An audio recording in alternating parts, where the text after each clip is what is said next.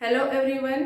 अभी कुछ दिनों पहले केरला में एक व्यक्ति की ब्रेन ईटिंग अमीबा की वजह से मौत हो गई। तो ये ब्रेन ईटिंग अमीबा क्या है? क्या ये सच में आपके ब्रेन को खाता है? आपको ये इन्फेक्शन कैसे हो सकता है? इसके सिम्टम्स क्या आ सकते हैं और इसका क्या इलाज संभव है? इन सारे प्रश्नों के उत्तर आज हम जानेंगे डिटेल में। और लास्ट में हम ये भी देखेंगे कि हम इस इन्फेक्शन से कैसे बच सकते हैं। नाइग्लेरिया फोलरी इस जीवाणु का नाम है, इस अमीबा का नाम है। ये एक सिंगल सेल छोटा सा बहुत ही सूक्ष्म जीवाणु होता है जो आपको खुली आंखों से नहीं दिख सकता। और क्योंकि ये आपके दिमाग में घुस के आपके ब्रेन के सेल्स को डिस्ट्रॉय करता है, उनको खाता है, इसलिए उसको कॉमन टर्म में ब्रेन ईटिंग अमीबा कहते हैं। जब ये अमीबा आपके ब्रेन में पहुंचता है तो उसकी वजह से आपको मेनिंगोएन्सेफेलाइटिस होता है। ये एक बहुत ही खतरनाक, बहुत ही जानलेवा बीमारी है जो इस ब्रेन ईटिंग अमीबा से होती है।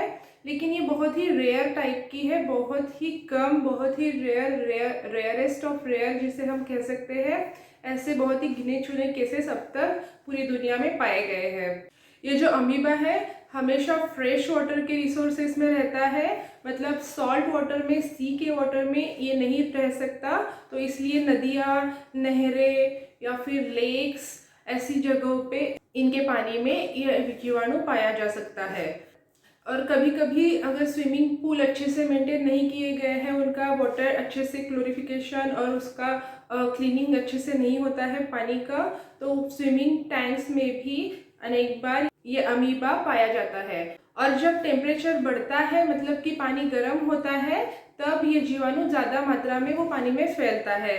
ये अमीबा रहता है हमेशा पानी के बॉटम में, और वहाँ पे जो सेडिमेंट्स होते हैं उसमें जो बैक्टीरियाज होते हैं उनको खाकर ये पानी में जिंदा रहता है।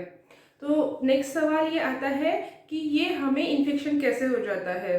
तो अगर कोई व्यक्ति एसिड इन्फेक्टेड पानी में, नदियों में, नहरों में जाकर डुबकी लगाता है, नहाता है या फिर स्विमिंग करता है, तो अगर उसके नाक में ये पानी चला गया, उसके नाक में अगर ये इन्फेक्टेड वाटर पीछे तक गया, तो उसमें से ये अमीबा आपके नाक में एंटर करता है।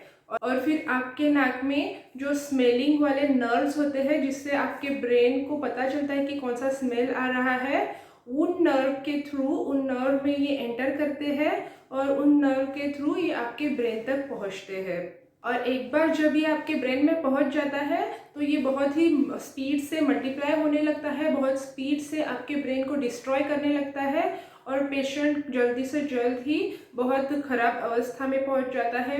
पेशेंट की इम्यून सिस्टम उसको रिस्पॉन्ड नहीं कर पाती, और ऐसे में पेशेंट की हालत बहुत जल्दी ही, बहुत कम दिनों में बहुत ख़राब हो जाती है। ये इन्फेक्शन इतनी तेज़ी से फैलता है कि इन्फेक्शन होने के बाद 5 से 10 दिनों में पेशेंट की मृत्यु हो सकती है। तो अब आगे देखते हैं कि अगर किसी को ये इन्फेक्शन हो जाता है तो उसको सिम्टम्स क्या क्या आते हैं, क्या लक्षण आते हैं। तो सबसे पहले तो जब आपके अमीबा ये आपके नाक में होता है, आपके ब्रेन तक पहुंच रहा होता है, तब आपको कोई भी सिम्टम्स नहीं होते।